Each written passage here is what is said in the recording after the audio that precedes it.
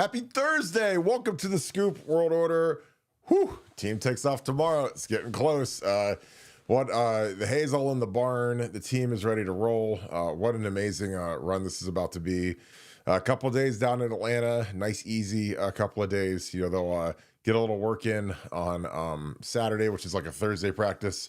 Sunday is basically like a very light walkthrough. I'm sure they'll go to probably like a high school field somewhere and get a light walkthrough in. And then Monday's game day. So this thing is going to be here before we know it. The weekend is practically here. Really, really good run that we're on right here. And I just so excited for these kids, man. I'm excited for Jack Sawyer, his family. Excited for Will Howard, Ryan Day. What an opportunity. What momentum. What a talent gap. I mean, I think that it's going to be startling once we hit the field and we get cooking. I think it's going to go really, really well for the Bucks. That being said, again, if you guys enjoy our show, tune in Monday night, baby, because I'm going to be doing the Scoop Cast, a live broadcast of the national championship game. I'll be commentating the entire time. So obviously the chat will be open. I'm sure it'll be crazy. You guys can ask super chats like normal. Gonna hang and bang the whole time. I'll probably take a little break at halftime so I can go use the restroom. But other than that, it's going to be me nonstop. So when the bands are playing, I'll probably go dark for a little bit and go stretch my legs. But other than that, we're going to be rolling the whole time. I think it's going to be a fantastic experience. So if you guys enjoy the show, tune in to our Scoop Cast. I think it'll be a blast. It'll just be me and you guys talking football. I'll give you guys some commentary. I'll be watching on YouTube TV. So, you know, I'll try to get it synced up as best you can for all you guys that have other providers so that it's singular as it can be, because I know that some of them are a little bit ahead or behind, but I'll try to keep you guys looped in on that. So but if you guys enjoy our content, please leave us a like, click subscribe, also click that little alert bell. Again, love you guys to death. This has been an amazing ride. If you want to lock in us winning a national championship, if you want to make it 100% certainty, follow us on Apple Podcasts. That is the way to lock it in. So type in Buckeye Scoop, click follow, and away we go. We will be raising the gold trophy on Monday night. Ryan Day will get his first national championship, and all of the vultures will permanently be dead. So I'm very excited for that, for Ryan and for Nina and for RJ and the rest of his family. It's going to be a great, great time. I'm really excited about that. So that being said, time to bring in somebody who will not be on the live stream, but he will be there in person. Look for the giant plastic horse head walking around. Nevada, you'll be in the building on Monday. It's getting close, man. You're winding the clock a little bit. How are you feeling a few days out? I'm feeling even more confident than ever with each passing day. Loving what I'm hearing, from the team. We had a great nugget today from the helping technician, who was about as connected as you can possibly be to OSU football, with some great insight on the offensive and defensive game planning. Just feel really, really good. I have some encouraging reports about, some guys that were nicked up in the Texas game. So we're going in at full strength, as full strength as you can possibly be, for the national championship game. And team's in a great frame of mind. And I agree with you. I think that once we hit the field, it's going to be apparent that we've got a big speed advantage on both sides of the ball. And while you never say never, I really think it's a super favorable matchup for Ohio State. I think when the story of this playoff's written, they're going to look back and this game's going to look pretty obvious in light of what's happened in the run up to this. The blowout of Tennessee, the blowout of Oregon, and then defeating Texas on the road, semi-handily. I think the national championship game is going to look it's going to be like, wow, we should have seen it coming. There's a hurricane coming, getting ready to hit Notre Dame on Monday night. And I'm going to be there for it. I can't wait. Very excited about that. I'm very excited about your Scoop Cast as well. I know that's going to be epic for people that can't make it, but if you can make it, do. You'll never regret. You'll never, regret. You'll never miss that little bit of money in your bank account. But you don't want to miss something like this, because opportunities like this don't come along very often. And I know the Ohio State Nation will be there in full effect, and I'll be there and doing my part. So I can't wait for it. I'm excited. What's your, the build up? Like what is your procedure like during the game? Like, are you going to get in there 3 hours early? Because I mean, when we went to the Cowboy Stadium, man, we walked in, as soon as the doors opened. Now it felt like it was 10 degrees outside. It was so cold. But how early are you going to get in there? What do you expected to see? Like, what are your emotions going to be? 'Cause, you've been to these before. You've seen the good, the bad, the ugly, whatever. What's your day going to look like on Monday? Yeah, no, I'm going to try to get in as early as I can because one, it's going to be cold, and so yeah, I don't think there's going to be a Oh lot of hobnobbing around outside. And I've never been to Mercedes-Benz Stadium, so I want to kind of check it out and see the stadium and do all that stuff and just kind of absorb as much of the time as I can. Plus, you never know with security what the security run-up's going. I'm amazing. I'm sure that the security. I don't know if it'll be like Super Bowl security is crazy. Like you go through like 6 different checkpoints and everything. I mean, it's pretty insane. I'm assuming this one of the national championship games is going to be pretty vigorous, so I'm going to leave myself plenty of time for that. But like I said, I just can't wait. I think that this is a perfect opportunity. And if you couldn't have been more fired up for the game today, I got a chance to read that I guess kind of a farewell note or whatever you want to call it from Jack Sawyer, kind of talking about their journey throughout the season. And if you haven't read it, do yourself a favor and read it. It was amazing. I mean, it was. If you didn't already love Jack Sawyer, then you will immediately fall in love with Jack Sawyer. And if you're in love with Jack Sawyer, you're going to name your next kid Jack or Sawyer or Jack Sawyer or something because he represents everything that's good about Ohio State football.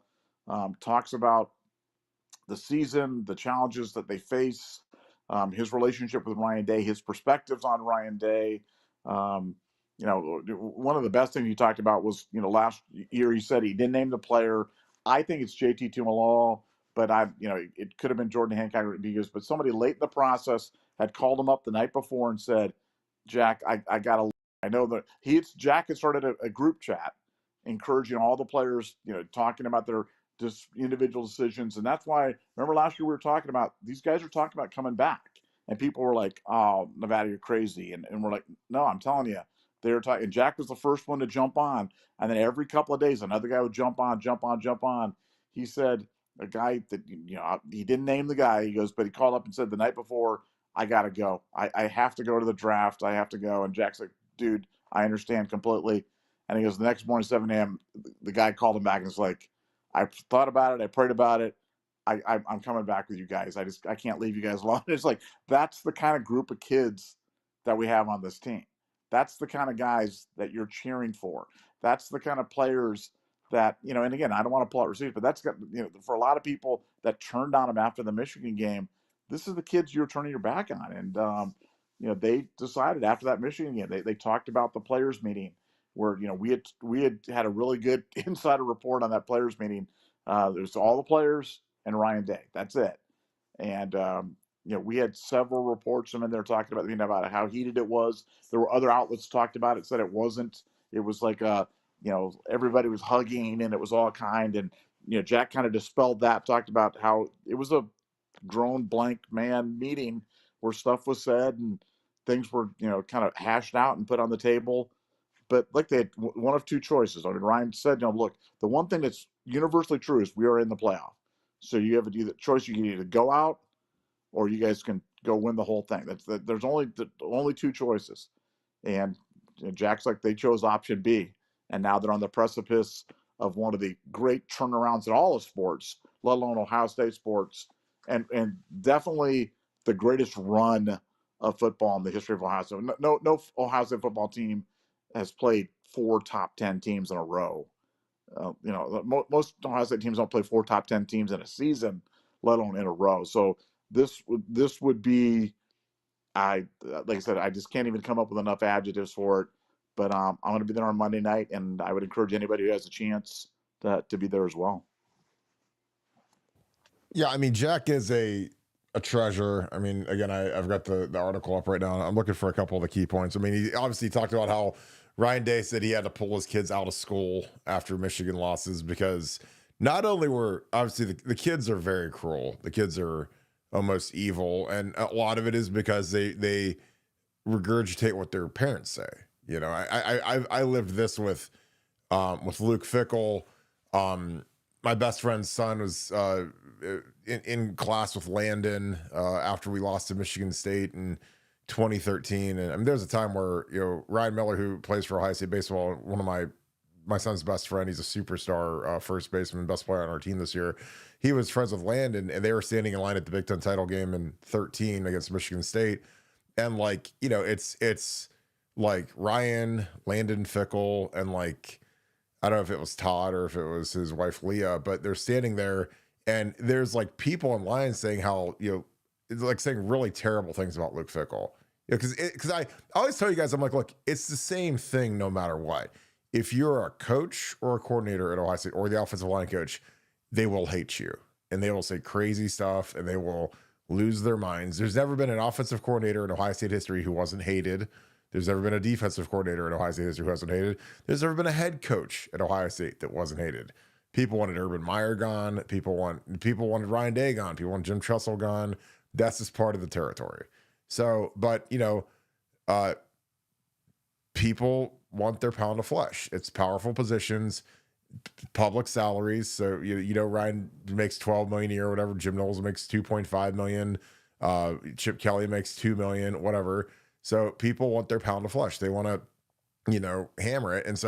And these kids are just nasty. They're mean, and they're saying stuff. And Landon was like crying in line because these adults were saying stuff. Now, they didn't know that they were standing next to Luke's kid, but that's like, that was like one of those like telling moments when you're just like, when you do this gig, man, you're in the public spotlight. There's no hiding. There's no running. There's no nothing. And when it goes bad, it goes real bad, and life sucks. But again, they sign up for it. They're not slaves. This is free will. So, they get a huge paycheck, and a lot of people would be like, well, you can call me anything you want for $12 million. A lot of you guys would probably say that. I'd say that. I don't care. I mean, people call me, they call me whatever they want for way less. People say all kinds of craziness about me in Nevada all the time, but I don't care.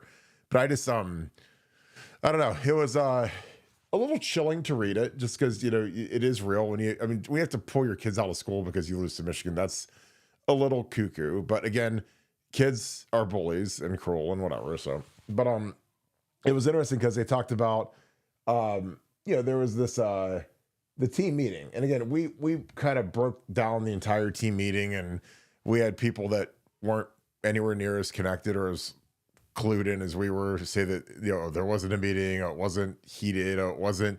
No, this meeting was like nasty, and Jack kind of details it where he says, in the easiest of ways, it was a grown man meeting. It was a it's kind of read it here. It says, after the Team Up North game, we give ourselves a week to digest it. Then we had a players only meeting with Coach Day, and just like everything else in our program, that meeting wouldn't have made for a great movie, because it wasn't a bunch of egos flying around or big speeches. It was more just like some family conversations. But then he said, but don't get me wrong, those were in italics, grown man family conversations. Guys were upset, frustrated, tempers flared, it got heated.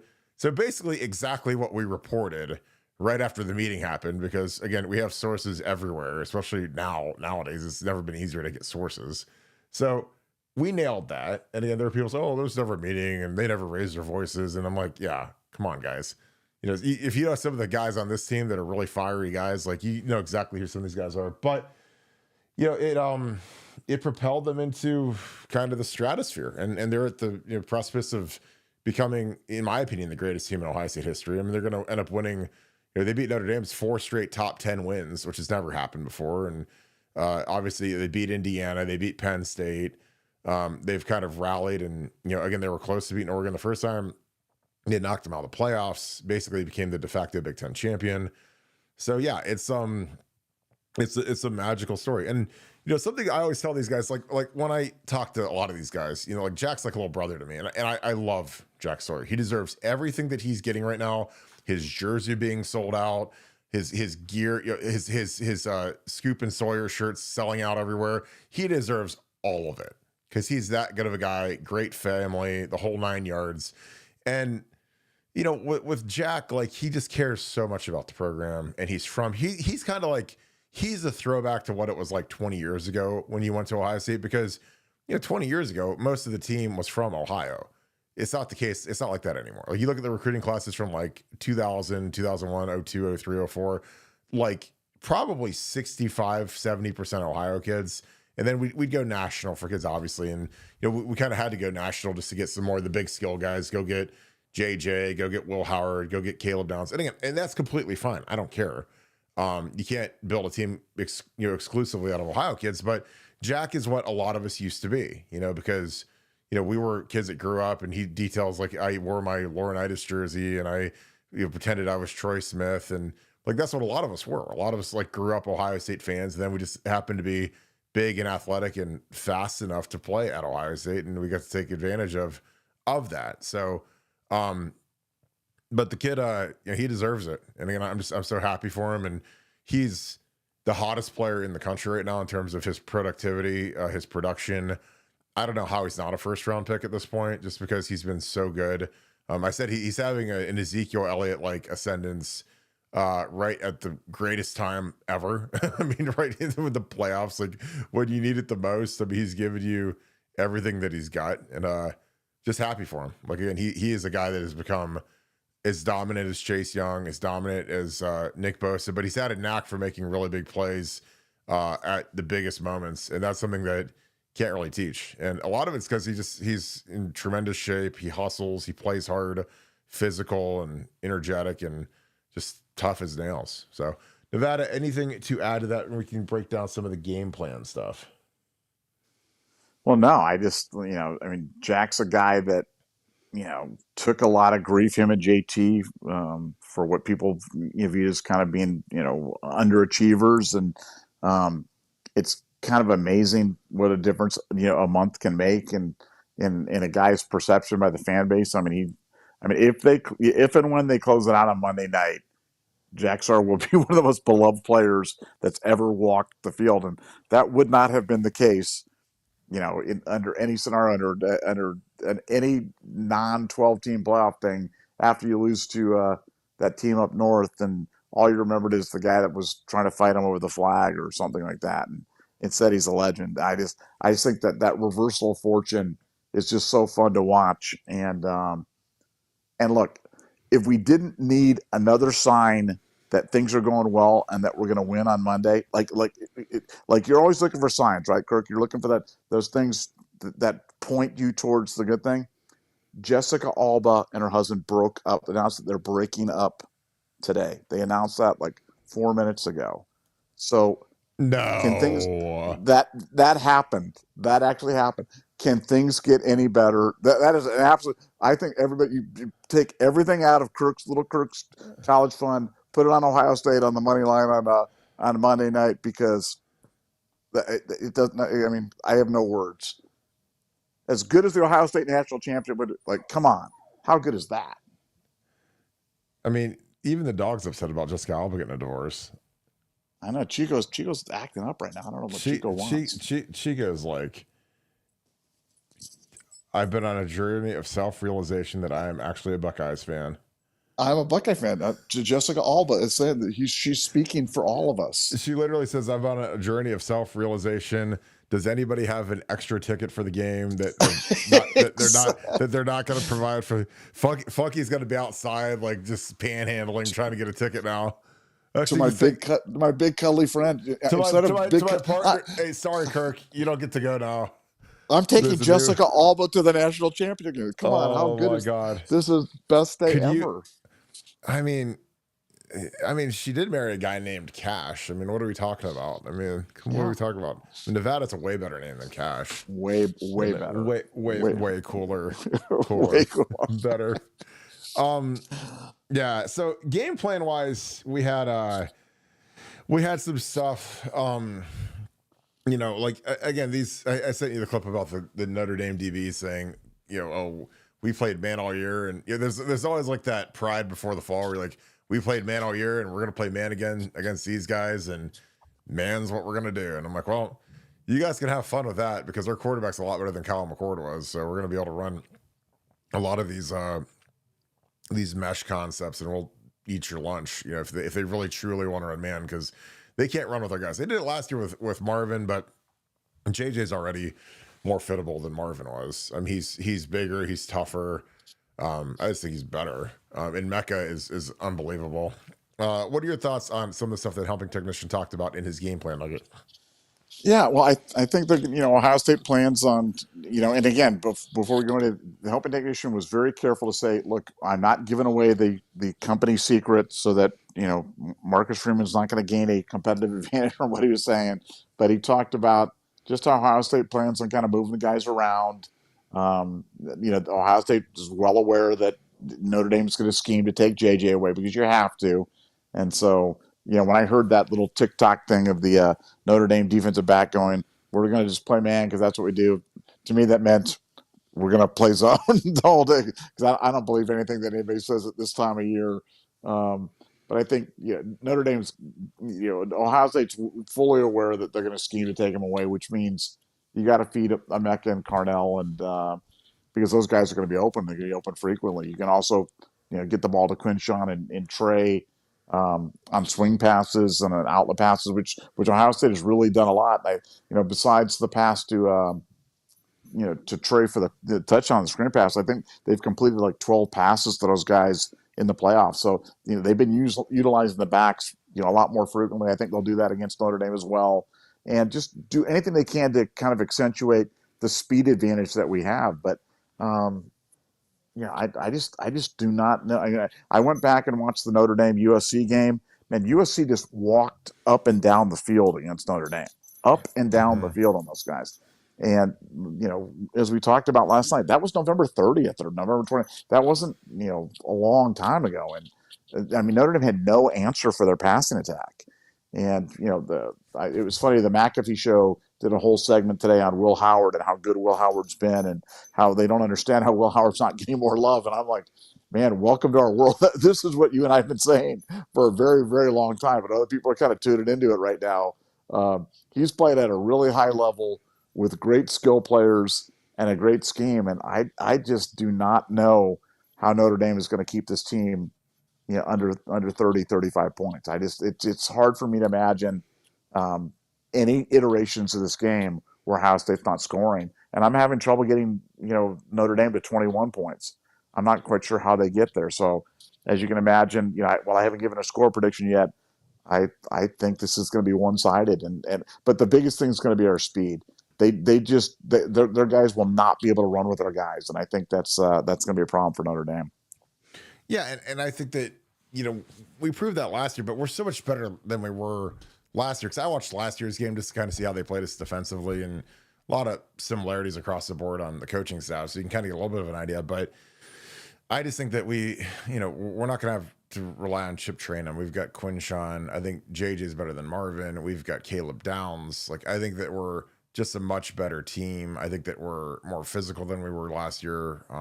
Defensively, we're just lights out. So I think getting on the edge is important. Again, Riley Mills isn't playing. He's a real good player, and he's out for them.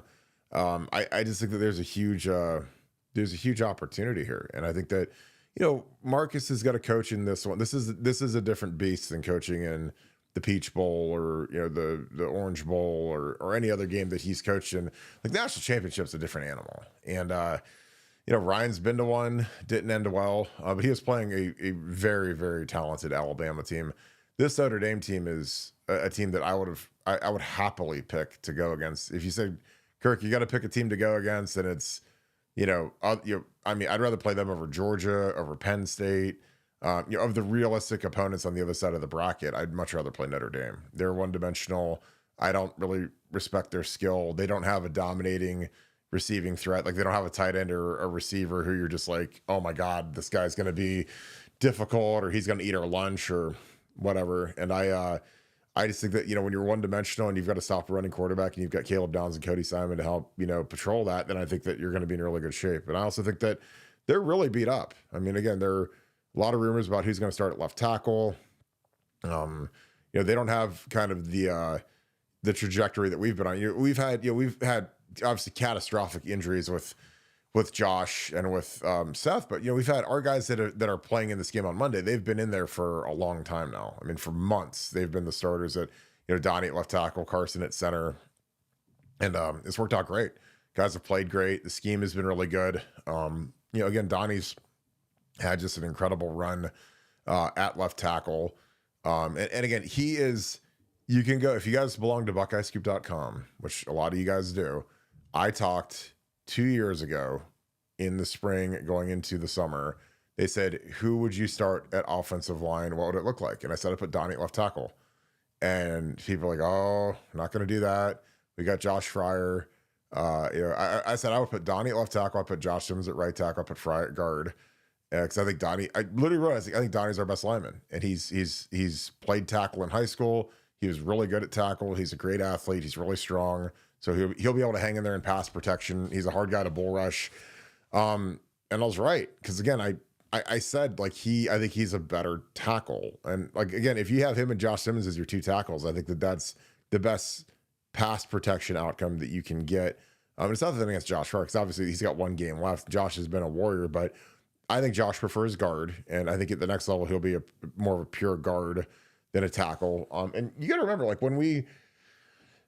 Josh has been around for a long time. And if you want to go in the way, way, way back machine, when we had Thayer Munford and DeWand and Paris, and back when we had some of the morons that cover the Ohio State beat talking about, oh, we're starting 4 tackles on the offensive line, and I'm like, yeah, because they're 4 NFL offensive linemen. You don't put, you leave Josh Fryer on the bench, and you put Thayer in there at guard, and you put Paris in there at right guard, and because DeWand's too big to play guard, and Nick Petit was our best pass blocker, so you put DeWand's large self at right tackle, and then you just make the unit of the best 5. But before they made that move, before they decided to get DeWand off the bench, which was smart because DeWand has turned out to be a really fantastic player, Josh Fryer was the starting guard.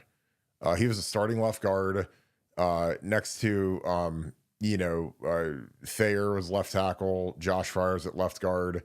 Then you had Luke Whippler at center. Then you had Paris at right guard, and you had Nick Petit for at right tackle. So then in the middle of camp, they threw that curveball, and they said, well, we can't have DeWand sit on the bench. DeWand has got to play. And, DeWand wanted to transfer, and rightfully so. Like, he was so talented. He would have started at Georgia or Florida or whatever. And then, Thayer Munford did kind of the Donnie Jackson move and moved out of his comfort zone, which was left tackle, and moved to left guard for a year, which let him flip Nick Petit to left, and then it let him bring DeWand off the bench, and Josh Fryer's the guy that got benched, which again, it's fine. But I think that, Donnie's proven that he's a fantastic tackle, and I think that he could easily play tackle in the NFL. Obviously most teams will draft him at guard just because of his height, but in a pinch, there's been 6'4" tackles that have made it in the NFL and have played really well. And Donnie could be that, because again, he's done a good job versus, it hasn't been like a slow pitch softball schedule that he's gone on. He's seen the best, literally almost all the best edge rushers in the entire country he's gone through, starting with Abdul Carter, then James Pierce at Tennessee. Oregon had Mateo, and Birch. And then, you look at who Texas had, their guys are excellent. So yeah, it's been quite the ride, but I'm just excited for these guys on Monday. And I think this line's going to mash. I'm really excited about it. We had a super chat yesterday that we missed. That was shrill, but here we are. Buckeye One, I don't know why your super chat didn't show up, but I'm going to do it real quick. He said, is the game plan going to be up-tempo, creative, and getting the ball out quickly to the playmakers? Hopefully not the Texas game plan of run on first and dropbacks. Nevada, what are your thoughts on that?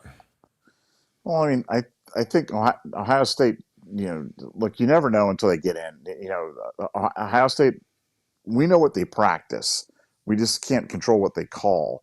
I would say the answer to that question is yes. That certainly is the game plan. They certainly want to accentuate their speed and take advantage of their speed opportunities. But in Texas, the penalties really. I think the average third down against Texas was like 3rd down and 11 or something like that. And if Ohio State's in 3rd down and 11 all night against Notre Dame, then the game is probably not going the way that we want the game to be going. They got to get ahead of the sticks.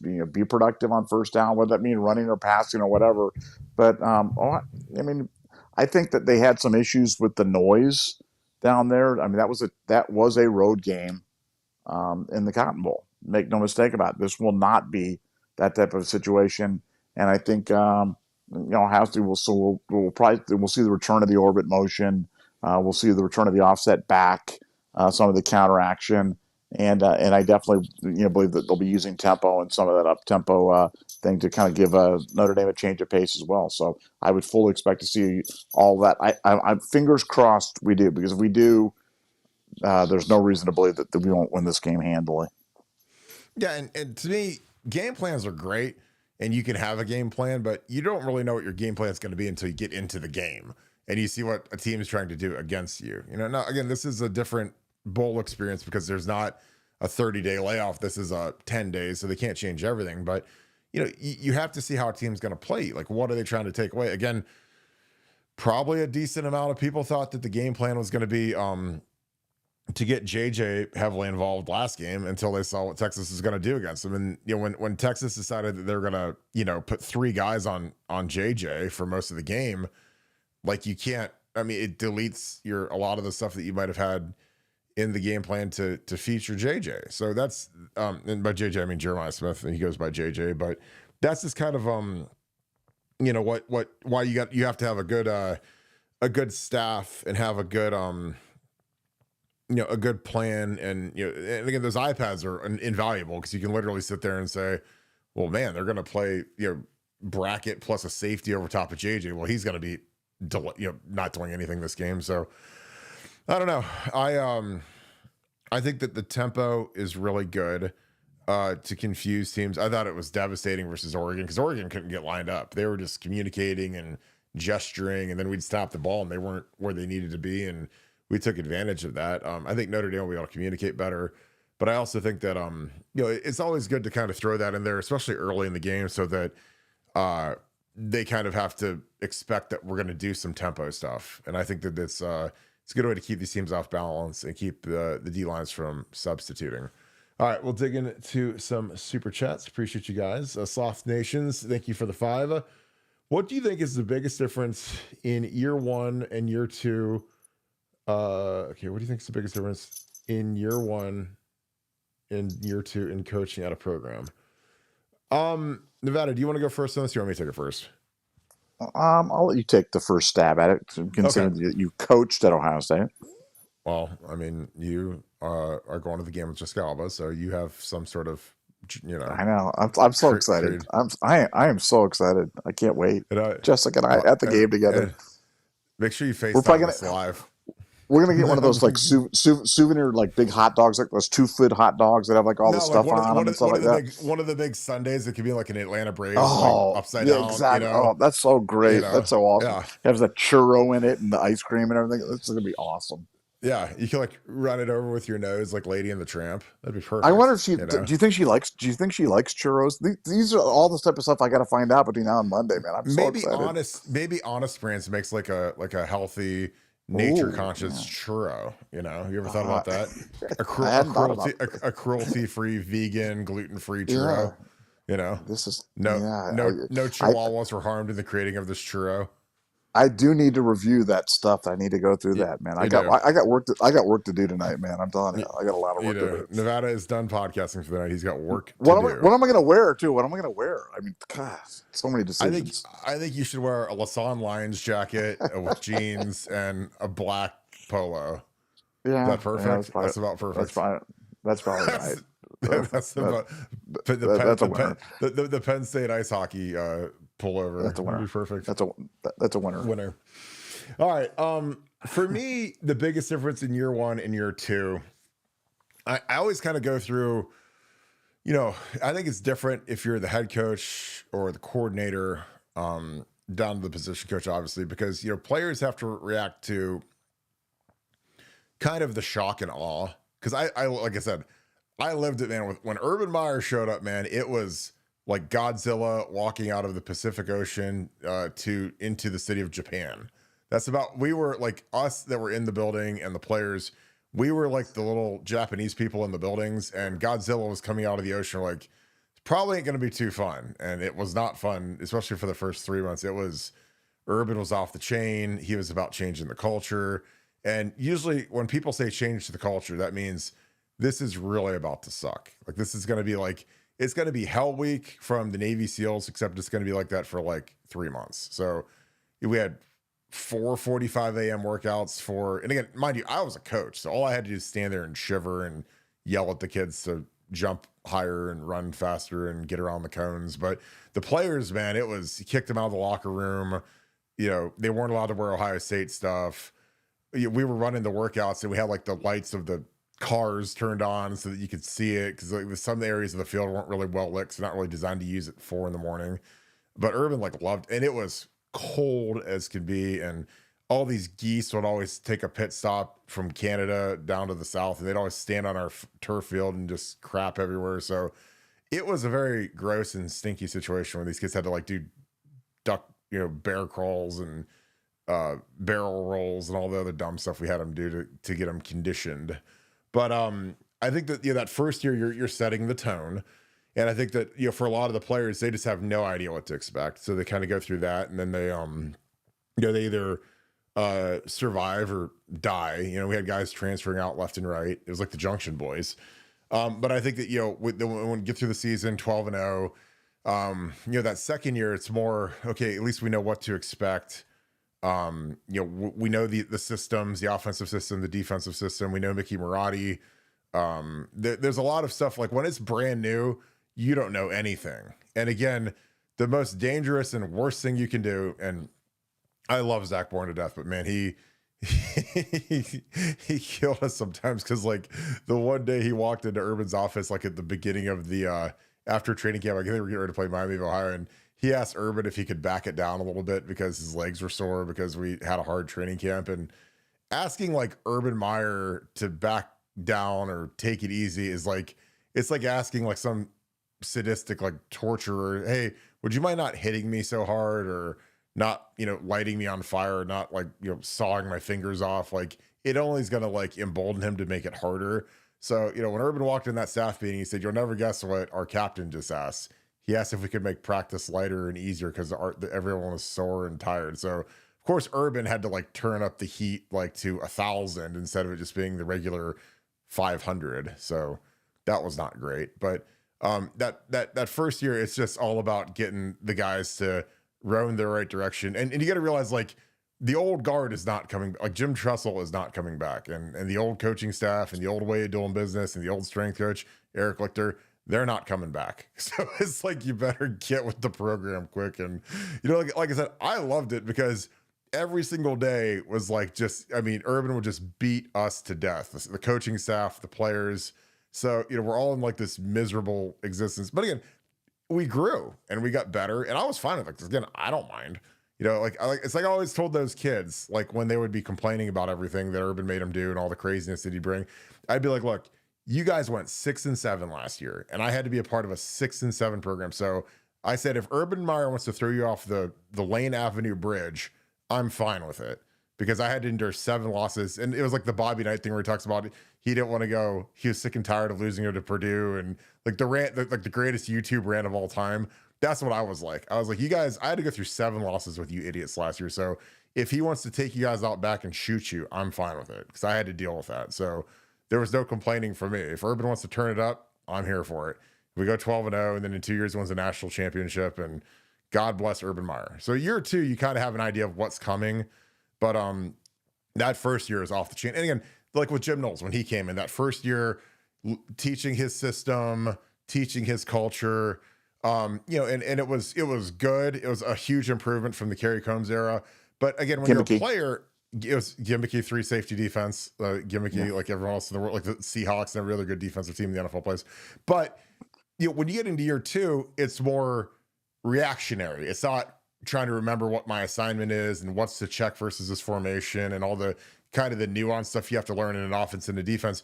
Once you've been in it, and especially once you've played in games in it, and you've seen some of the situations that come up, and you figure out how to react to them and how to adjust to them, and kind of what Jim Knowles likes and what he wants you to do. Like once you get into that, like you look at like Lathan or Ransom, these guys have been in the system for 3-4 years. Like it's a whole different ball of wax in terms of how easy it is to just play fast and play reckless and play violent. So, that second year, third year, the guys know what's up, and they can really, just focus on just being productive and playing hard and, doing what they need to do to have, kind of the seasons and the games that they want to have. Nevada, your thoughts on the big difference between year 1 and year 2 in coaching at a program? I think it's just comfort. I think it's comfort on behalf of the coach. And I'd say with like Ryan Day, where he came in as like his first year as a head coach and never been a head coach before, so everything's new to him. Down to how does he administer his staff? Is he a tough disciplinarian? Is he tough love? Is he love conquers all? Where does he fall in kind of the spectrum? It's just a comfort level, and I think for the players it's the same way. And as you rightfully pointed out, that's why having guys that are used to the rhythm of getting ready for games, understanding what the coaches want from them. That's one of the reasons why you look at our Ohio State defense right now, and it's loaded with 4th and 5th year guys, and those are guys that have been with Jim Knowles now for 3 years. They understand exactly what he wants, and just the biggest thing is just comfort, and I think that goes for players as well as for coaches as well as for staff, and that's why Ryan Day he's a young coach, but he's coming into his own.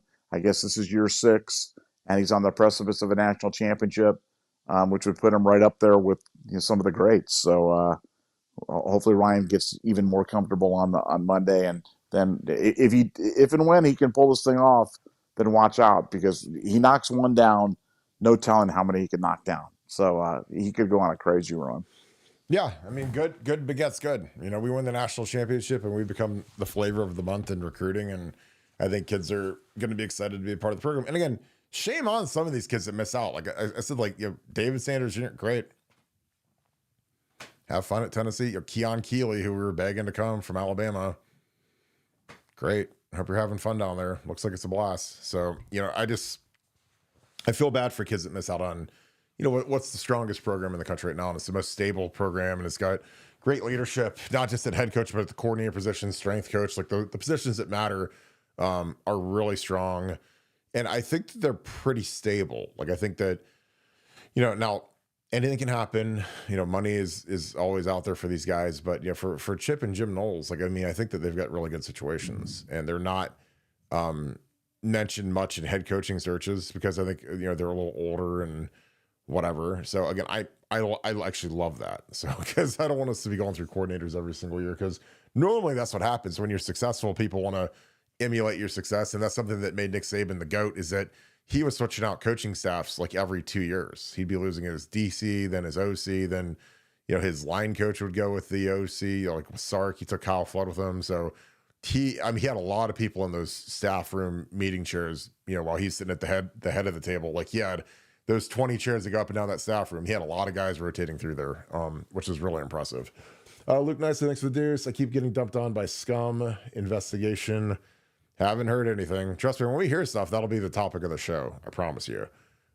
So until that day, all I care about right now is the national championship. But once something pops, there'll be a very big pop, and it'll surely be the topic of conversation that night. Nevada, anything to add to that? No, just don't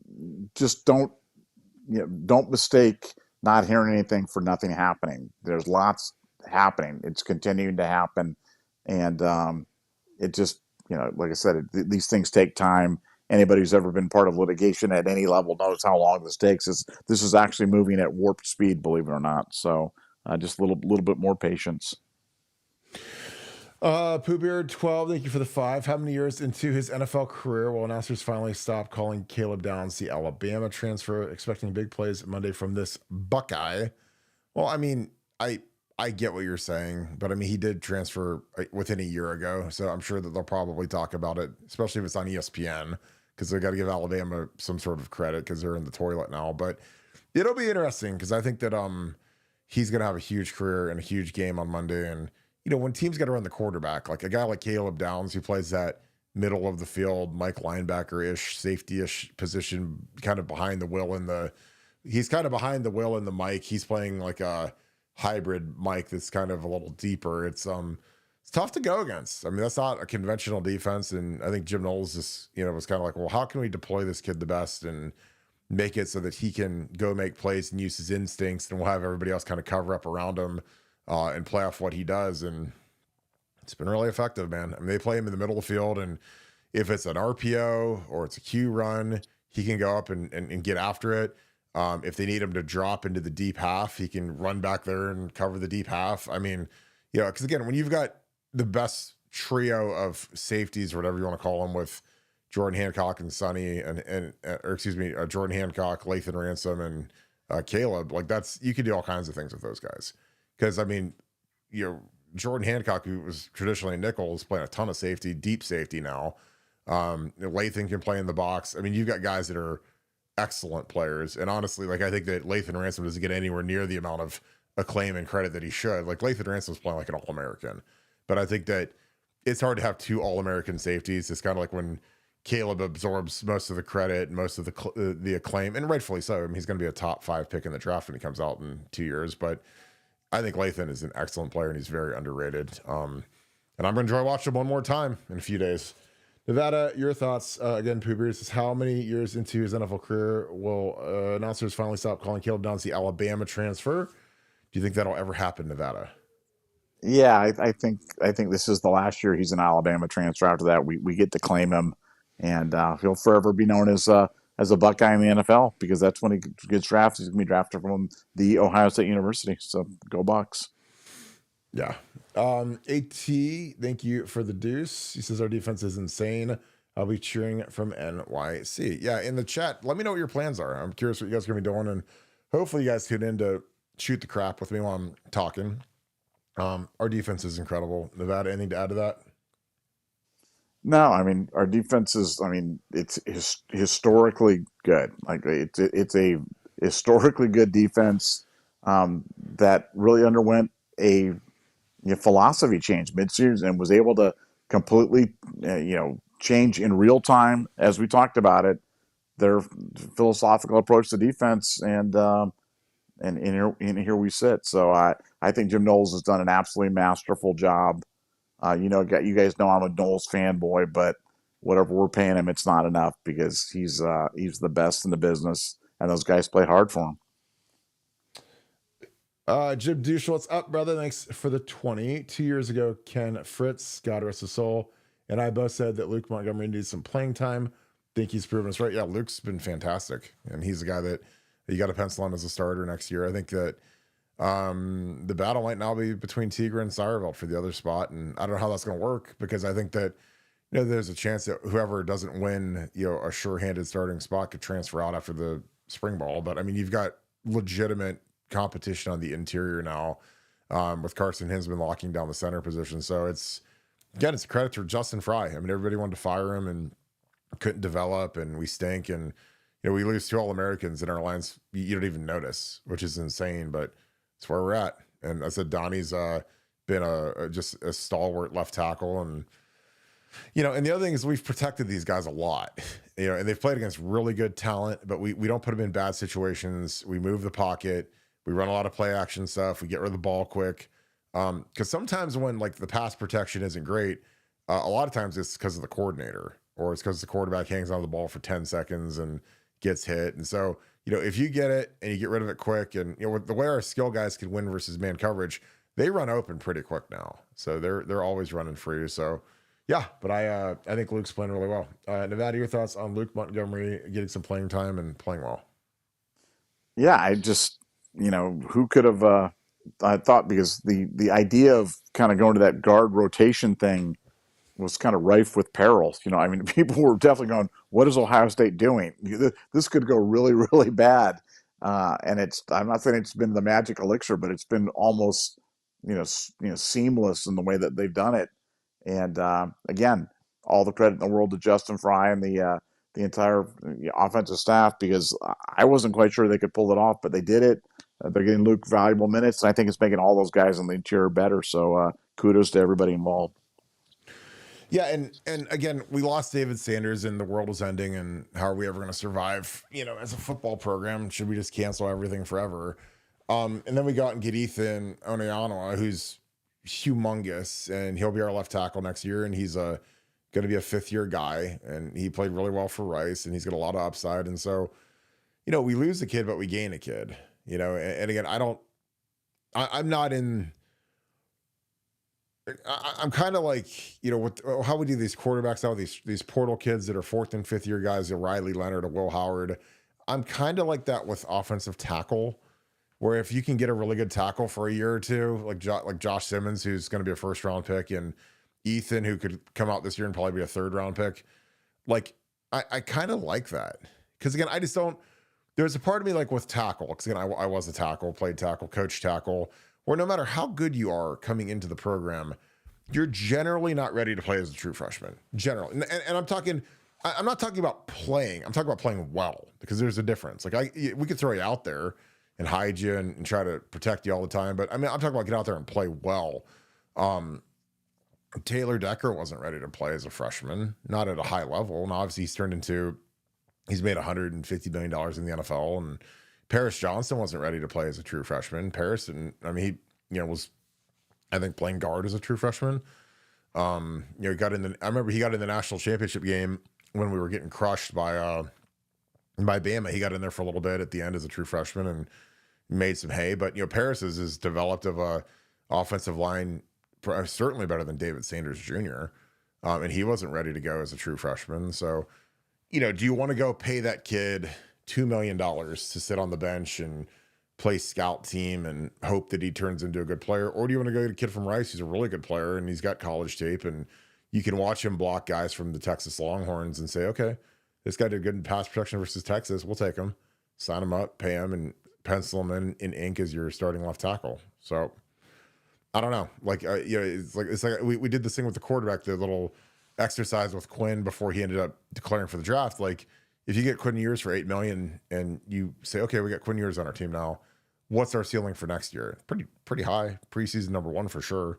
Because next year the biggest question mark is going to be Julian Sain and how productive can he be as a first year guy, and is he going to have those moments where he looks like a freshman or looks like a true sophomore? Because being a true sophomore starting at Ohio State is very difficult. I mean, CJ did it as a redshirt freshman, and there were a lot of people wanted CJ gone, wanted him benched, and kind of it's part of the territory. So are our fans going to become any more kinder and gentler towards Julian Sain? Probably not. Our fans have no tolerance for anything except for top 5 pick play from a quarterback at this point. So we'll see. Getting soaked outdoors. Thank you for the 10. Loved Fields and Stroud. Howard might be my fave. Great kid and QB. Pumped for the Natty. Wanted to thank the team for their efforts. Go Bucks. Yeah. Nevada, I'll let you go on this because I just talked for a minute. But, I mean, Will Howard is, I've talked, and you've been, the conductor of the Will Howard Express for months. But, when I was breaking this last December, I was like, this is a huge upgrade over Kyle McCord. And I loved everything about the kid. And the more that he talked and the more that you see how the team responds to him, like, this kid owns this locker room. And this kid is he's a JT Barrett type of leader, like just an incredible leader. There's nothing not to like about this kid at this point. But what are your thoughts? Again, he says he loved Fields and Stroud. Howard might be his new fave. Talk a little bit about that and where he stands in your kind of pantheon. Well, I mean, you're talking about a guy that was the Big 12 Player of the Year, and led Kansas State to a Big 12 championship with Kansas State kind of talent. So him coming in, I just didn't understand. It's really been fascinating because McAfee talked about on the show about how polarizing Will Howard is, because some people just will not accept the fact that he's a good quarterback. And like, we had very credible people on our site saying he's not OSU caliber, he can't play, he stinks, and this and I just I could see you could see the leadership qualities and the thoughtfulness and him being an articulate leader. That was the obvious. And he's got the size. He can make all the throws. He's a willing runner. There's just not much not to like about Will, certainly as a person and as a player. And when they close the deal on Monday night, where does he fit on the pantheon of great OSU quarterback? I mean, he's got to be up there. He's certainly in the discussion. But got to get it done. Got to close the deal. He's had an incredible playoff run. You talk about Will Howard and, hey, well, how's he going to do in the clutch? Well, he was pretty clutch against Tennessee. He was pretty clutch against Oregon. He was the Cotton Bowl MVP against Texas. So I'm not sure what else, how much more we could ask for this guy. but I have a feeling he's going to have a big game on Monday night, and I think it's going to culminate a great 1 year career for Will, and I think he's going to go down as an Ohio State legend after Monday night. Yeah, I mean, I think that's the thing that we have to adjust now is when you only have 1 year. You know, I mean, it's sad because that's kind of where we're going to be at now, especially if we go this portal route. But he, I don't know, like he's been as good as, I mean, his season's been better than Troy Smith's when he won the Heisman. And you guys know I love Troy. Troy's my favorite player ever. He's the guy. Only reason I have 4 gold pants or 3 gold pants go to Troy. So I don't know. I mean, that's the thing. Nevada, like, talk a little bit about how do you rank someone who maybe only gives you 1 year, because that's going to be prevalent now with the portal. I mean, we're gonna have these guys that show up for a year and they give us a great year and they're all American and all Big Ten national champion. How does that stand up to like JT, who gave us started for 4 years, or CJ Stroud started for 2 years, or Fields or whoever? Like, I mean, how does that compare for you? Well, I mean, it's hard, and I mean, Cardell Jones started for 3 games, and he's an Ohio State legend. So it's really really hard. I think for me, I just look at your kind of contributions to not only your play, but how much do you. I always thought the magic of Michael Jordan to me was that I thought Michael Jordan was really able to elevate the play of people around him. And I think Will Howard has got that same type of leadership ability. So I'm always drawn to those guys. I'm always drawn to those leader guys, those JT Barretts, those Will Howards, those guys that have those leadership capabilities. And for me, that's what differentiates the good quarterbacks from the great quarterbacks. And whether they're there for a year, 2 years, 4 years, 3 years, I'm just looking for the guy who are you a leader of men? Are you have you faced adversity? How have you represented the university throughout your time, whether it be a short time or a long time at Ohio State? Are you leaving the program at a better position than you were when you got there? And that's kind of how I rate these guys. And on all checks on that for Will Howard, he just checks the box. And I will always be a Will Howard fan, whether he plays 15 years in the NFL or 15 minutes. He's one of my favorites. And I'm sad that it's his last game going to be on Monday, but I'm so excited that me and Jessica are going to be there to watch the game and cheer him on. I mean, can it get any better than that? If she gives you some of that stock in Honest Brands, it could get better than that, I think. Because something. I'm not gonna lead with that. I'm not gonna ask for that on the first date. I'm gonna play it cool. I'm gonna probably have like the one of those drinking hats that you have on the little straws that kind of come down or something like that. Yeah. Just to kind of keep you know what I'm saying? Kind of announce my presence. It just says, "Hey, I'm cool," like but I'm ready to. I like to party as well. So this is the kind of guy that I am, and I'm comfortable with myself. And hey, yeah, would you like to drink out of my decorative beer hat here? Would you like ever like have like the thing of like hand sanitizer? Oh, this is my favorite brand. Oh, Honest Brands. Oh, Vanilla Bean, my favorite. Oh, have you ever heard it? Oh, you own this brand? No way.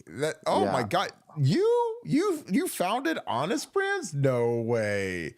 Vanilla Bean? It's got real vanilla beans, like the little black specks, like in the ice cream. That's what it is, vanilla bean. Do they have like an air freshener, like one of those things you get at the trees that you get at the thing that I can put in my car when I pick her up or something like that? Yes, I bet they do, and it's probably gluten free and cruelty free and vegan and everything. This is what I'm talking about. I know. Yeah, it's not tested on animals. It's tested on people that are banned from Buckeye Scoops chat. I'm telling you what, they're in the cornfield. They're in the cornfield. The people we ban from our message board, we sell them so they have to go get their eyes tested with the honest stuff. Yeah, you're a bad man. You're going to the cornfield. Oh my God. In terms of Will Howard, like I've said for a long time that he's got the factor of leadership, and I've said this for weeks now. It's very fashionable to say how great Will Howard is, but it's like I watch how the guys act around him. I talk to guys on the team about him. And again, I've played with, Troy Smith's arguably the greatest quarterback leader in the history of the program. Guy that people rallied around, tough as nails, played hard, was legendary in big games. And then you've got, Will, who is a guy who's got a lot of the same traits. Guys follow him. You can always tell, like, if something goes wrong, like that's why I love when guys go through adversity, like lose to Michigan, lose to Oregon, give up a sack, throw an interception. What is his demeanor like? He threw that pick six early versus Penn State, and the stadium about falls down because it's so loud. Like, what is his demeanor like? Is he sulking? Is he blaming the offensive line for blowing a protection? Is he, kind of trying not to swear? So I'm thinking of some other words. Does he have that look on his face, or just like, oh my God, please get this guy out of here? Because like I said, I played with quarterbacks that were like that. And I'm like, yeah, this guy can't lead anybody. I mean, I can't believe this guy was even a captain in high school. Then you get to like the show, and the lights are a little too bright for some of these bad quarterbacks, and they make mistakes and they don't play well, and they want to blame the offensive line or blame everybody else. And I'm just like, dude, like you stink, put in someone else and all of a sudden we're good. But that's the thing with Will is like, I'm not trying to go to town on Kyle McCord, but I didn't think that he had that factor to him. And Will does, and again, I know Will's a year older. And I'm sure that there aren't two bigger Notre Dame fans in this entire world than Kyle McCord and Derek McCord coming into Monday, because there's one thing on this earth that they would sell their souls for is for Ryan Day to lose another national championship. And they're going to be very sad after the game. And I think it's going to be great. But I love Will Howard. And again, he's the kind of guy. I love JT. I text JT all the time. I love JT. I'm proud of how he's ascending. And he just happens to be working for the hottest NFL coaching candidate there is with Ben Johnson. So it'll be interesting to see where he goes to next, because he's a quarterback assistant for the Lions. And,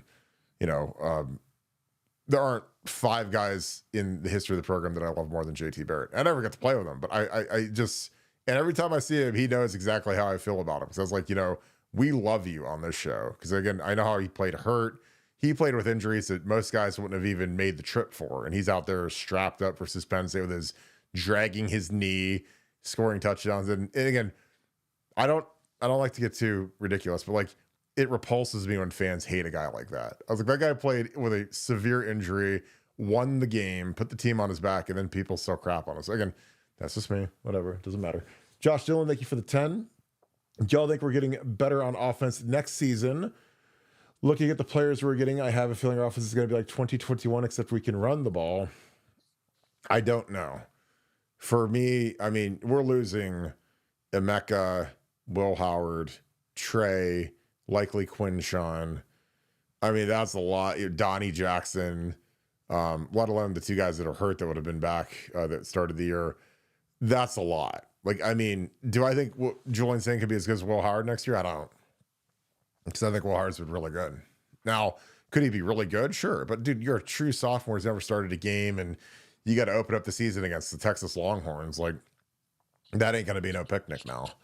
So that's just my opinion. And again, it's because I have a lot of respect for Will Howard and Donnie and Emeka and a lot, obviously Trey and Quinshawn's the best. That's the best duo of tailbacks in the history of the school, in my opinion. But what are your thoughts about it? Do you think we could be better on offense next season, realistically? No. I mean, we're going to take a big step back at quarterback. We just are, and that's not a knock at Julian saying. That's not anything. It's just the realization of having a veteran who's got 50 starts under his belt, compared to a guy that's never played a game. It's just, we have to. I mean, none of us know, because we won't know until it happens. But gun to my head, I'm expecting the offense to take a step back. I don't think the defense will be as good as it was this year either. But that doesn't mean we still can't win. That doesn't mean we can't win big. Doesn't mean that we can't, accomplish great things. But do I think that we're going to be as good offensively or defensively right out of the gate? Nope, I don't. But so let's win the national championship this year, and then we'll worry about next year. Josh Dillon, thanks for the deuce. Also, does Howard have no eligibility left? Yeah, he's a senior, 5th-year guy. He's gone. So enjoy it. He's got about, Friday, Saturday, Sunday. He's got 4 days left as a Buckeye, as a real, on the team Buckeye. He'll obviously forever be a Buckeye legend, but in terms of actually being on the roster, he's got 4 days left. So enjoy every second of it, because he has been fantastic. But I do appreciate you and your Nikita Kucherov AVI. That's always my favorite. So I appreciate you. Mike Greene, what is up, brother? I hope you're doing great. Thank you for the 5. Kirk, I watched the tape on our defense, and I've never seen anything like it before. We would be in zone until our DBs engaged with the wide receivers. Holy crap.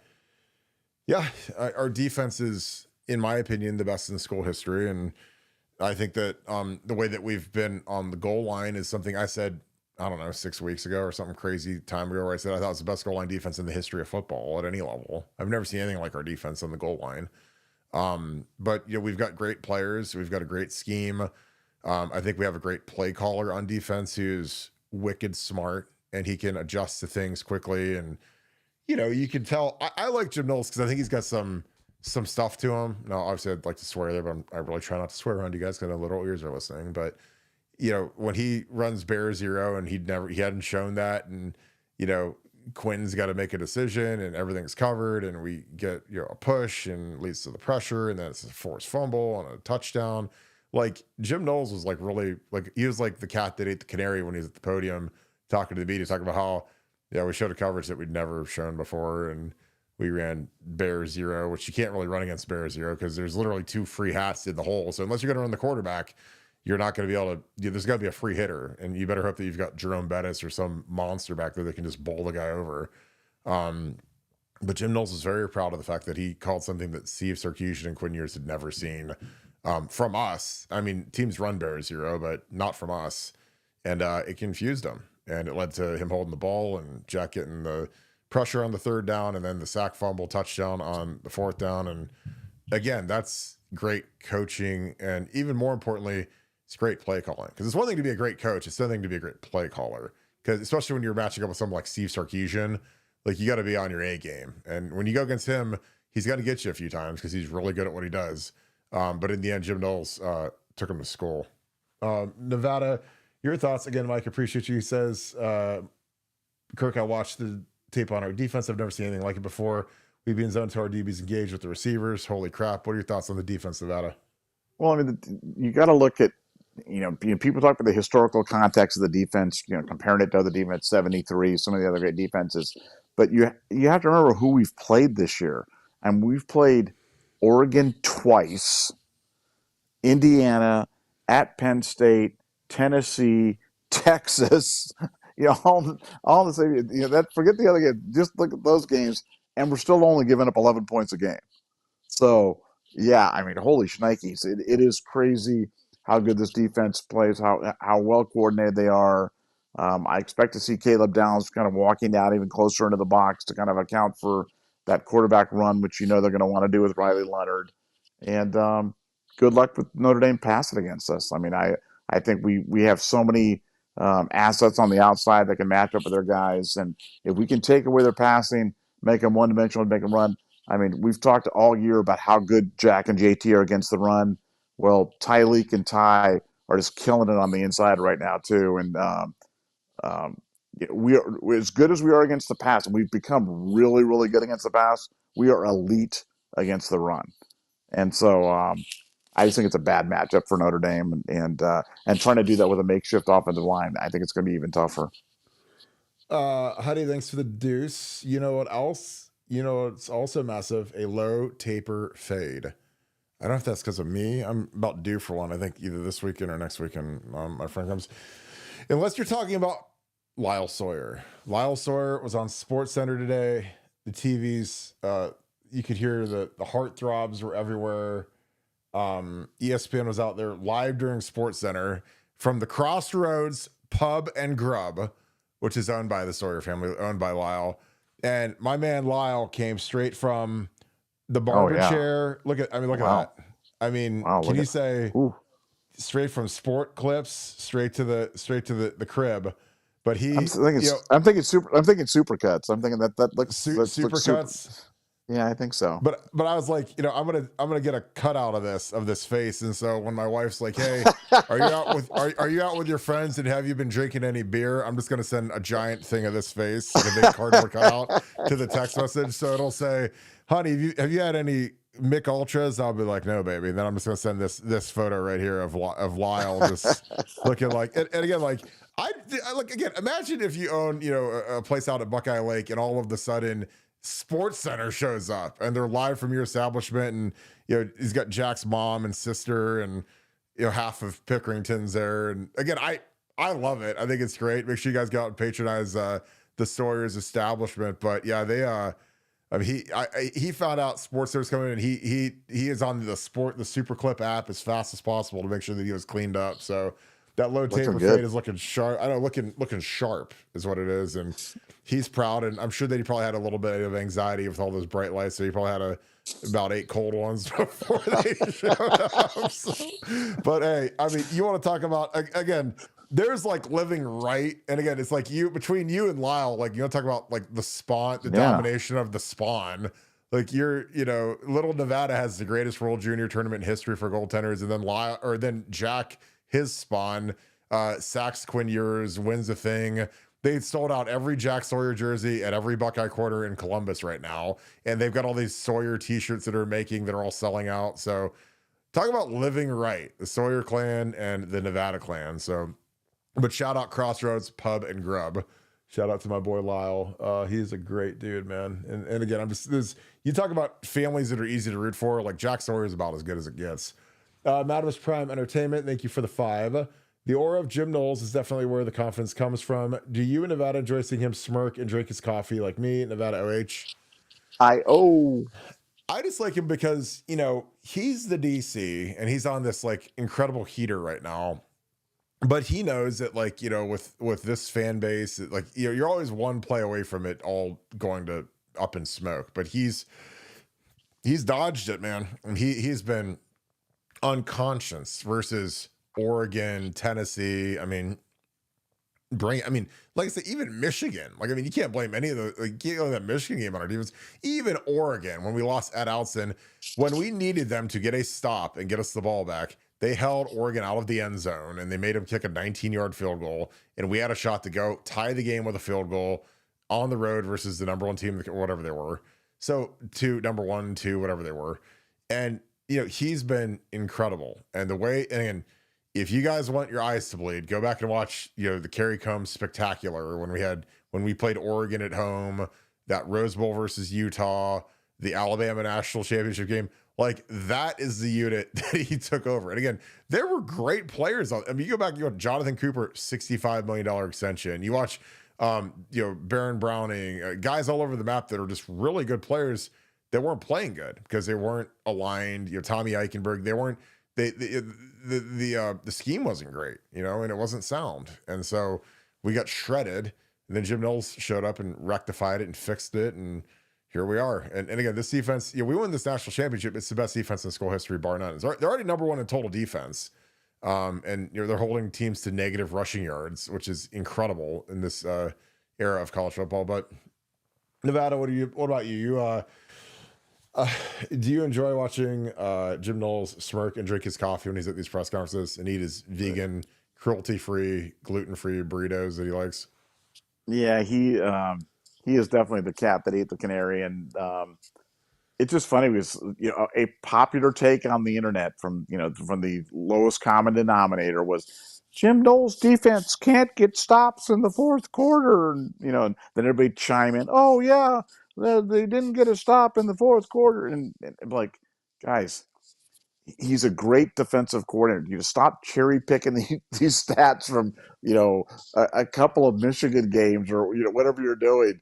But yeah, look, because he's heard all that stuff. His family's heard all that stuff. His sister has sparred on the internet a lot of people on that stuff. So he's enjoying his moment for sure. He also realizes that a defense like this doesn't come along very often. And him having an opportunity to have the joystick with these guys. He's definitely in his element. It's about as good as it gets, and I agree with you. I think after we win on Monday, this defense will be officially recognized as the best defense to ever play at Ohio State, and I think that's well earned. Yep. Josh Dillon, thank you for the 5. Also, have y'all heard the rumors about Steve Sarkisian to the Dallas Cowboys? Heard grumblings that he can't stand the Texas Boosters. Well, I said that probably a month ago on here, where I said there's a really hot rumor that Steve Sarkisian is over Texas because he hates the donors who are insane. And that if they did, if he did move to the Cowboys, which again, I don't know how, he was just in Jerry World for his audition and, they lost. Now, again, we're better than they are, but not by much. I think they're a really talented, good team. But I think that if Dallas offered him, I think he'd be there tonight. Now, I don't know if that's where they want to go, but when you look at who Jerry Jones is interviewing, if it's Kellen Moore, Deion Sanders, or Steve Sarkisian, I'm taking Sark all day over those other two. No, that's me. I could be crazy, but um, well, who do you think Texas would target? I mean, Texas is the most arrogant group of donors in the history of mankind, and they've got more money than any university. So their number one target would be Ryan Day. That's a fact. And I heard that a month ago. So, all of the people that hate Ryan Day and want him bludgeoned and thrown off a cliff, like, you guys better recognize, like, he's going to be the most targeted guy in coaching. Now, I'm sure we're going to give him a bump, and we just extended him. But that's just being real. Like, I mean, if you look around the landscape of college football and say, golly gee whiz, who's the number one coach in college football at this point? It's Ryan Day. He's here. Better than Kirby, better than Dabo, better than any of these guys. And he's getting better. And our roster next year is going to be really, really good too. So, yeah, I've heard that. I literally said it a month ago. And I heard it from someone very, very, very high up at Texas. And I was like, woo, that'd be one. But, that's Ryan is going to be the apple of the eye of every major program in the country going forward. So all of the people that hate him, maybe stop being so mean to his kids at school and stop making his life hell when he loses a game, because he does a really good job. And I like him here, and he's young. And Chip Kelly's here, because the thing I always tell people is like, look, when we had all these smooth brains, all these morons that were on Twitter saying, fire Ryan Day, I was like, well, if we get rid of him, not only do we lose Chip Kelly and Jim Knowles and our whole Mickey Marotti, our excellent staff, we're going to lose Jeremiah Smith, Caleb Downs. Like, we would have lost our entire team. So is it worth that to go get Mike Vrabel? I don't think so. Well, and again, I really like Vrabes, but we'll see how he does in New England. I'm sure that he'll, have some struggles there because their roster's not very good outside of their quarterback. But that was just my opinion. I was like, guys, like, Ryan's young, and we've already dealt with a lot of his screw ups that he's learned from. So why not reap the fruits of all of the struggle that we've had to deal with, where he's, lost games and kind of finding himself. Like, he didn't get to come up at Bowling Green where nobody's watching, or Utah where nobody's watching, like Urban did. So his failures are very public and very national. And, when you know that ESPN is totally in bed and in the bag with the SEC, anytime anything bad happens at Ohio State, it's the lead story on SportsCenter and on ESPN.com, because they love to beat Ohio State down, because Ohio State's the only one that can kill the SEC. And we did. We killed the SEC this year. So just my thoughts. Nevada, your thoughts on the Sark to the Dallas Cowboy rumors? What are your thoughts? Yeah, no, we had talked about that, a month ago, and talked about Ryan Day being one of the targets of Texas, and it would have been a very Ohio State thing to do, to pay a $37 million buyout to a guy who's the hottest name in all of coaching. I mean, the irony is delicious, but I'm glad we dodged that bullet, because I still am living down the firing Belichick and he becomes the greatest coach of all time from the Brownies. Wouldn't want to do it with Ryan. Have to do that. It's like so maybe a little bit of patience is over. Let's focus on process, not necessarily just results. We've talked about that many times here. Ryan's got the process down. He's doing a good job, a great job. And it's generating some first class results. And I hate even talking about it, but like just rapid fire. Just give me your first answer. Has the season been a success if we lose on Monday? Success or failure? Yeah, of course, it's been a success. I mean, we've won. If any other year, if you say you win the Rose Bowl, success. You win the Cotton Bowl, success. You knock the number one team in the country off, in the playoffs, success. Like, by every measure, it's been a success in my mind. Now, I know that some people, obviously, the only thing you can do is win a national championship. But I think that this has established us as the IT program going forward. Because even if Notre Dame would beat us by some miracle of God, that's not going to change how kids in South Florida feel about Notre Dame. They could win 10 national titles. People in South Florida, like SFE kids are not going to go sleep in dorm rooms for 4 years at Notre Dame. Just is what it is. This is too pretentious and uptight, and it's just not what Ohio State is. So it's a success in my eyes. Now, maybe I'm soft and dumb and whatever, but any other year, like that '05 season when we lost to Penn State and lost to Texas, like everybody reveres that season because we beat Notre Dame and we won the Fiesta Bowl. And well, hell, we won a Rose Bowl and a Cotton Bowl this year. So how is this not a success? We've got all these big trophies that are in the Woody Hayes now because of this team. So it's a success to me. You agree?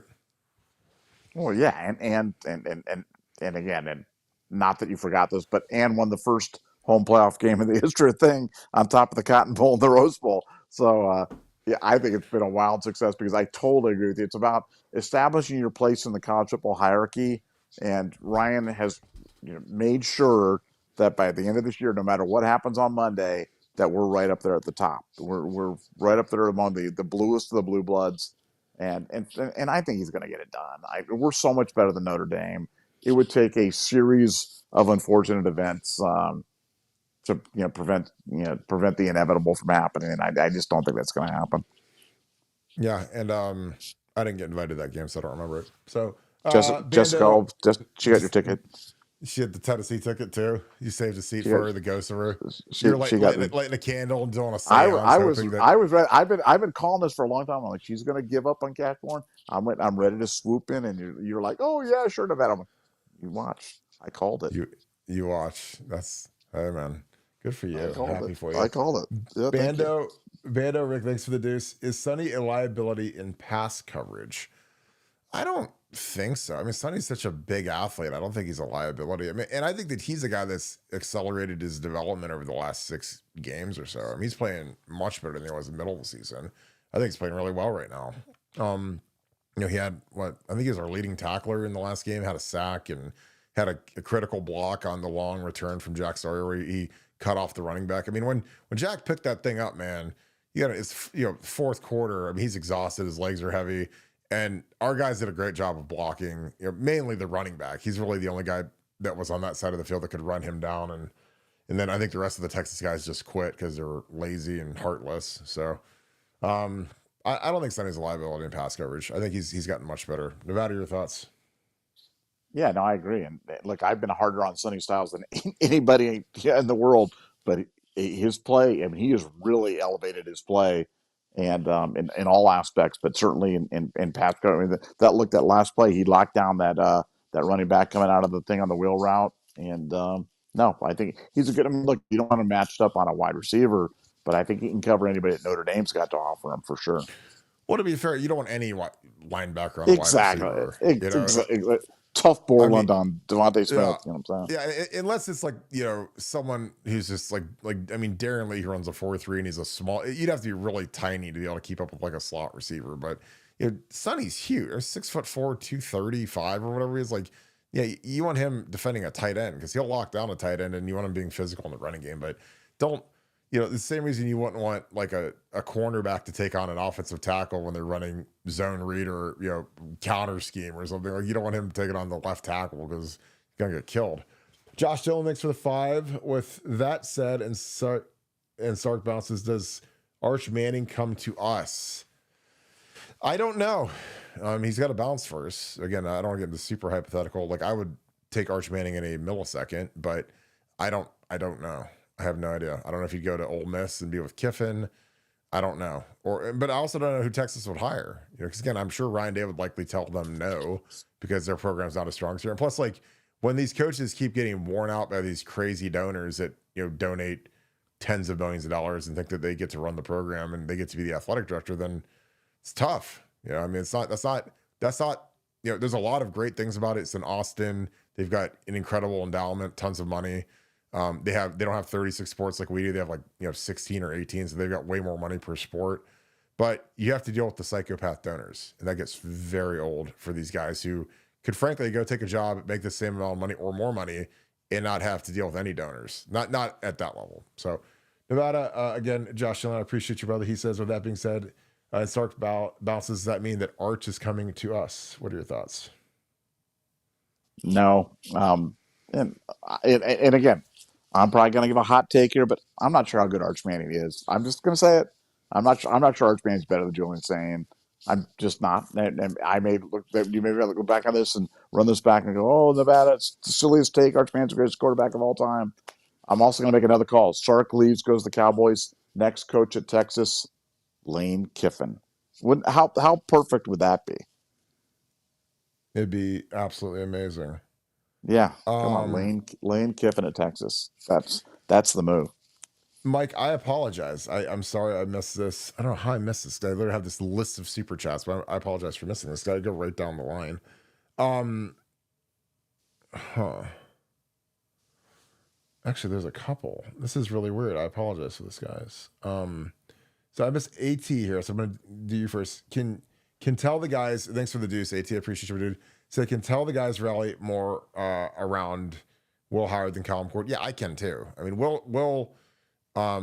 He's got the it factor. Kyle didn't have it. Now Kyle's doing great at Syracuse where nobody watches their games and plays in a bad conference, but it's not, he didn't do it last year. And again, this isn't me being a hater. I don't care.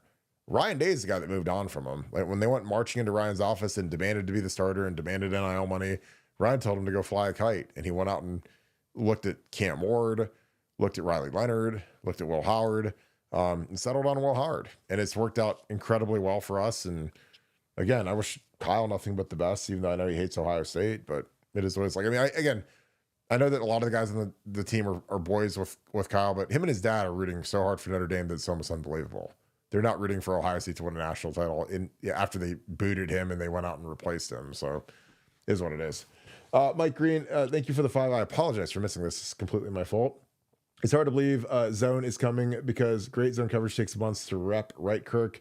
Bad zone is even worse. Yeah, I mean, we've mixed it up pretty good with what we do. But I think when you've got great athletes that are really smart, it's a lot easier to play some of these coverages. And we don't run a lot of traditional stuff. We run a lot of mixed up stuff with how we match our fronts to our coverages. And again, Jim Knowles is a wizard, man, because he's able to show a lot of pressure and not bring 5 or 6. A lot of times he only brings 4, but it looks like he's bringing 6. Some of the simulated pressures he does, and it's really, really good stuff.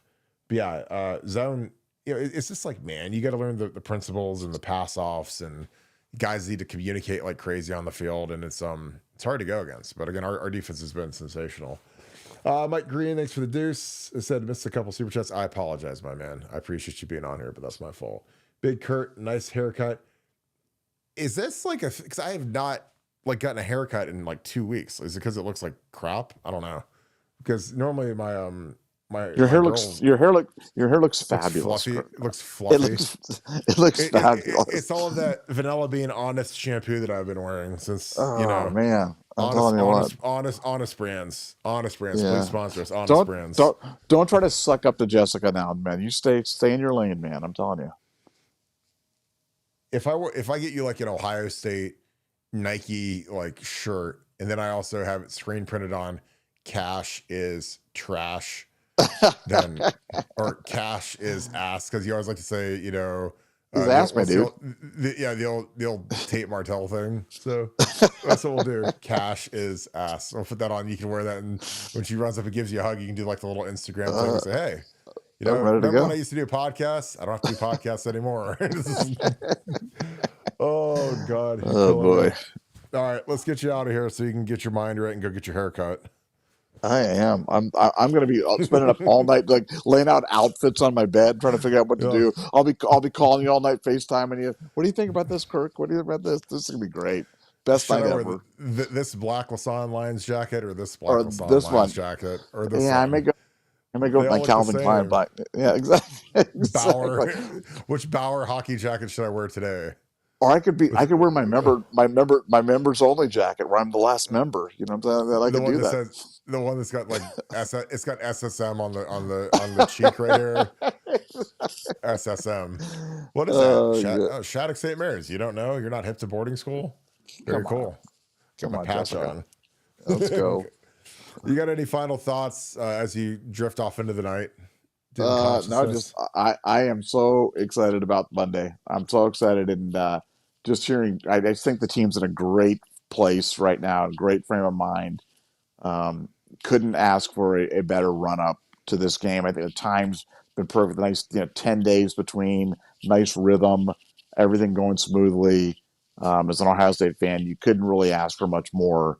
And I think it's going to be a great night, great celebration of football on Monday night. I hope we'll see you there. Me and Jessica. I hope everybody has fun at the game except for me. I will be live streaming without Nevadabuck. It's going to be great. Can't wait to own the night. But if you guys enjoy our content, please leave us a like, click subscribe. Also, click that little alert bell. Again, I will be live streaming the game. I can't show the footage, but I'll be talking through the game. I'll do some film breakdowns as I can. But again, I really appreciate you guys. Hope you guys show up. I think it'll be a good time. The chat will be rolling. It'll be emotional. It'll be fun. I think you guys will have a blast. If you'll do something huge for us to ensure that Ohio State wins the national championship, again, very superstitious, but ever since I've asked people to do this, we've never lost a national championship when I've done this. So get your iPhones out and click on the podcast app. It's a little purple app. Looks like, oh, there it is. Looks like this.